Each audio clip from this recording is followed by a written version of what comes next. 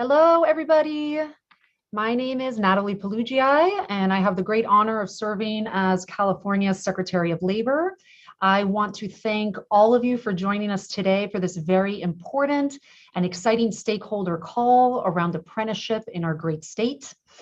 Our governor, through this budget, has shown that his goal to increase apprenticeship and the apprenticeship infrastructure goes way beyond just words of support. He has put weight behind his goal to increase apprenticeship, and the proposal you are about to hear is a reflection of that commitment. As I travel around the state and I speak to workers and employers, it becomes more and more evident that apprenticeship is in demand. For too many workers, the opportunity cost of obtaining a degree full-time is just too high. And for our employers, it's clear that California's innovation and rapidly changing economy demands a workforce that's adaptable, able to learn on the job, and able to carry this state into the future. My team here at Labor has worked so hard over this last year to identify the barriers to apprenticeship growth in California. And this proposal aims to support a larger apprenticeship ecosystem, scale non-traditional apprenticeships in a big way, and create parity of value and worth between apprenticeship as a path to good jobs and higher education as a path to good jobs. I want to thank you again for being here with us. You're going to hear from several speakers, and now I'm going to introduce you to Katie Hagan, the Director of the Department of Industrial Relations. She has been such a committed supporter of this work and proposal, and I value her leadership tremendously. Katie, I'll hand it over to you. Thanks. Thank you, Natalie. Thanks. Welcome, everyone. So as many of you know, a few years ago, our governor put forth a very ambitious goal of serving 500,000 apprentices by 2029. And we here at Department of Industrial Relations and the Division of Apprenticeship Standards understands how transformational this goal is. And we've been executing and strategizing and building the team and resources needed as fast as we can. We're so excited to be supporting this big vision of apprenticeship, and the innovative funding announced on Friday demonstrates the ongoing commitment and new creativity around reaching this goal. And DIR with DAS is ready to execute on this vision with these resources. We know that this investment will help to create quality jobs across many sectors and will create a new on-ramp into a career for so many Californians looking for a rewarding and upwardly mobile career. Now, with that brief introduction, I'd like to now hand it over to Eric Rude, our Chief of the Division of Apprenticeship Standards. Eric? Thank you, Director Hagan. I'm really excited for this day. Obviously, the governor has big commitments in investing in the registered apprenticeship model, which is a model that the Division of Apprenticeship Standards approves, a learn and earn model that combines 2,000 hours minimum of on-the-job training with classroom instruction that's tailored to that job. An apprentice that participates in a registered apprenticeship program works full-time. They're paid wages. They receive incremental increases as they learn new skills. And it's just a great way for apprentices to gain wealth as they're also learning. Many of our apprenticeships also earn certificates that are recognized by the industry, as well as degrees as well. Go ahead and go to the next slide. In 2018, the Department or Division of Apprenticeship Standards bifurcated its programs under the California Apprenticeship Council, which oversees traditional apprenticeship programs in our building and construction trades programs and our firefighters and their emergency medical services programs they have.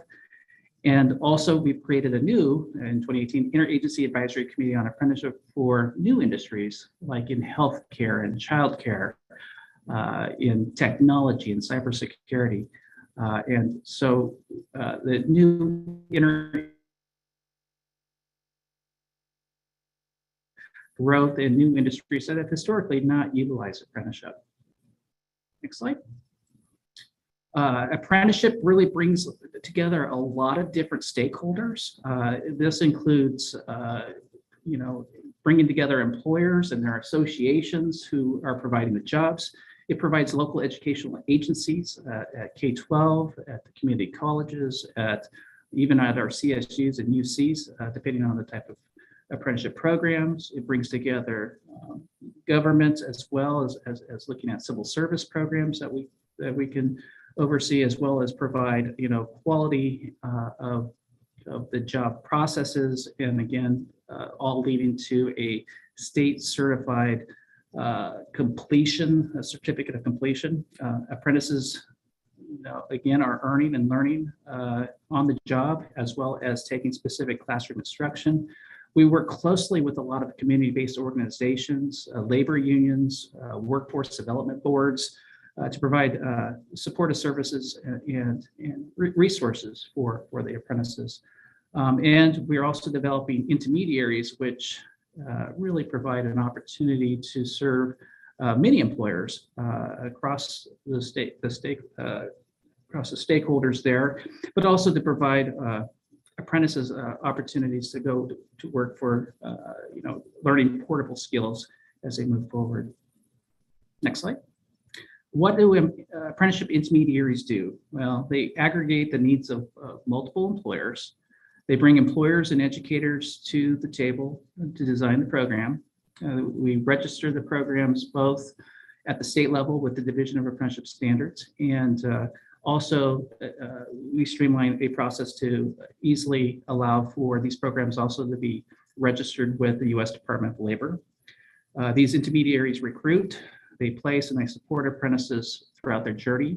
They track all of the progress of the apprentices and make it easy for employers to focus on the on-to-job training, mentoring, and these apprenticeship intermediaries run and scale the programs. These intermediaries can be anybody, including unions, workforce development boards, educational institutions. We have programs with our various county office of educations, again, with workforce boards, with nonprofits, industry associations, as well as staffing agencies. Next slide. So challenges to growing these new apprenticeship industry sectors. Historically, CAC programs have been long established system to sustain apprenticeship programs that tap into the funding that's through the Proposition 98 Montoya funds, or what we also know as related and supplemental instruction funding. The Chancellor's Office of the California Community Colleges supports around $100 million or so each year in RSI funding and the California Apprenticeship Initiative funding grants. Other sources of funding for our CAC programs have historically been the Employment Training Panel, which funds between $20 and $30 million each year in our apprenticeship programs. In the building construction trades, we provide $3 million or so in training fund grants that go back to our building construction programs based off of the Public Works Prevailing Wage Training Fund amounts that come in. Local workforce development boards also provide some wraparound service through the Workforce Innovation Opportunities Act, Title I and Title III programs that help provide support to participants and to apprenticeships. And then our California Workforce Development Board also has provided high road training partnerships and high road construction career grants historically. With our new programs, with the Interagency Advisory Committee on Apprenticeship Programs, don't always have access to all those funding. And so historically, we've had startup funding through the California Apprenticeship Initiative grants that the Chancellor's Office of the California Community Colleges will provide. In the budget this year, there was $30 million that were allocated for those type of programs, as well as high road training partnership grants, and also grants that the federal government has been providing through the Department of Labor. So there's been a challenge of really sustainability for funding for IACA programs. And so many of our programs are small in scale, generally having 20 to 30 in an individual cohort. And we're hoping that creating an apprenticeship sustainability fund, innovation fund that will help provide these programs the ability to not chase after the next grant dollar, but actually look at money to help them sustain more employers and grow apprenticeships exponentially. Next slide. So this proposal is intended to have $230 million in one-time general fund spending to help oversee costs of these programs, which also includes the classroom instruction. The $230 million is over a 3-year period that will allow these programs not to focus on the next grant dollar, but actually look at scaling up their operations across the state. Next slide. And really exciting is at the same time, the related and supplemental instruction funding that the governor has increased that amount to match the 4 credit amount in related and supplemental instruction dollars. Again, that's Prop 98 or Latoya funds. And so right now, putting it at par, at the same par as the community colleges. So the proposed change is going to increase the funding from initially a $7.13 that was proposed in January to actually increase it to $8.82 an hour, which is the rate for a 4 credit community college. This increases the budget amount for related and supplemental instruction dollars to $16.9 million. And we're just really excited that there's going to be funding for our traditional programs in the construction and fire trades to see this increase as well. And the next slide. And I'm going to go ahead and turn this over now to Adele Burns. She's the Deputy Chief of the Division of Apprenticeship Standards. And thank you very much. And Adele, please take it away. Yeah, thank you. So we are very, very excited about this apprenticeship innovation funding. And really the goal of this funding, as Chief Rude mentioned, is to really cultivate an ecosystem of these apprenticeship intermediaries, which are really the convening force around an apprenticeship. So as we are looking to the details of how this $230 million apprenticeship innovation funding will be deployed. Our 2 goals with it are, one is to provide support funding. And this is really, the intent of this is to cover the cost of running an apprenticeship program. So all those things listed under what an apprenticeship intermediary does of aggregating employer demands, recruiting apprentices, supporting and placing the apprentices, registering the program, all of those things. So the intent is to provide funding to cover the cost of that. And then the second goal is also to provide training funds that are very much going to mirror how RSI funding works. And it's intended to allow more training to emerge to meet those employer needs through an apprenticeship program. So just to dive into the details of this a little bit more, give you a little bit more sense of what we want to do with this. The idea is that this funding is going to be made accessible to IACA programs. So Chief Rude mentioned at the beginning sort of that distinction between CAC programs and IACA programs. And this particular funding mechanism will be focused on creating that more sustainable path for IACA programs. And we're pretty broad in the eligible recipient of the funds in the sense that it needs to be whoever is the entity that's the registered sponsor for the apprenticeship program. And that could be workforce boards, it could be unions, any public educational institutions, so community college, K-12, adult ed, county office of education. So really the full arc of public educational institutions, nonprofits, industry associations, for-profits such as industry associations, or also like staffing agencies, for example, or even if an individual employer is running a program, they could also be eligible because they're still doing all that work of running the program. And the idea is that these funds are not just for new programs. I know for many folks out there who have already launched new programs, you spend a lot of time chasing grants. The idea of this is that this is providing funding to you all as fledgling programs so that you can create more of a path towards sustainability, and we want to help you be scaling your programs. That's definitely a big goal of this. So the support funding, like I said, the primary intent is to be utilized for the ongoing organization of the apprenticeship program.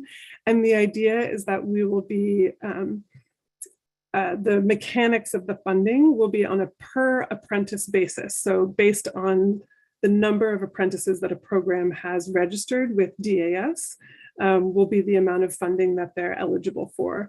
And we would imagine dispersing these funds annually based on that number of apprentices registered. So that would be the mechanics of the support funding. And the training funding is really, like I mentioned, it's really intended to exist alongside RSI. Right now, RSI is primarily used by CAC programs. So the idea would be to create sort of parallel funding, but specifically for IACA programs. And because of that, we would be very much mirroring a lot of the mechanics of the RSI funding in terms of certainly benchmarking the dollar amount per training hour, which, as we heard, and it's very exciting, is now going to be $8.82 per training hour. And again, similarly to how RSI funding works, it would be dispersed annually based on apprenticeship training hours. So these are some of the mechanics. We certainly, this is a proposal, and we would intend to be workshopping as we get into the details of the mechanics. And another thing that we just wanted to touch on in this moment is to sort of benchmark a little bit as to where we're at in our progress towards our goal. And as we think about how we track apprentices, there's sort of two ways of tracking apprentices. One is to look at the number of active apprentices, which is at any snapshot moment in time, how many active apprentices are there? But as you can imagine, that's a very ebbing and flowing number, right? Like folks are graduating from their programs, folks are starting their programs. So that number is going to kind of go up and down a little bit. Another way to look at the data is to look at the cumulative number of apprentices that we have served. So the number of new registrations into an apprenticeship program.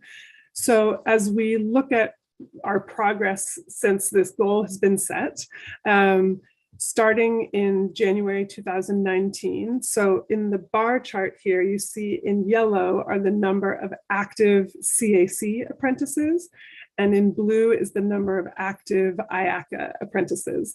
So as you can see right now, a large percentage of apprentices in California are on the CAC side. And we really see that there's a huge opportunity to grow apprenticeship, because ultimately CAC, it's only a few industries, right? It's the building and fire trades. And IACA apprenticeships are all of the other industries, healthcare, technology. And so we really see that there's a huge area for growth in the space of IACA apprenticeships. So in the bar chart here is the number of active, and in the red line is the cumulative apprentices served each year. So we count this by the number of new registrations. So our goal here is to get this red line up to 500,000 apprentices by 2029.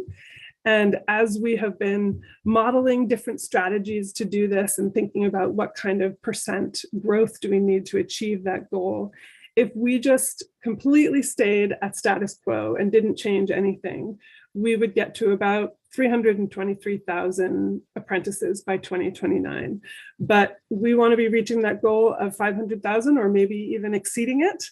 And to do that, we need to be serving an additional 175,000 apprentices over the coming years.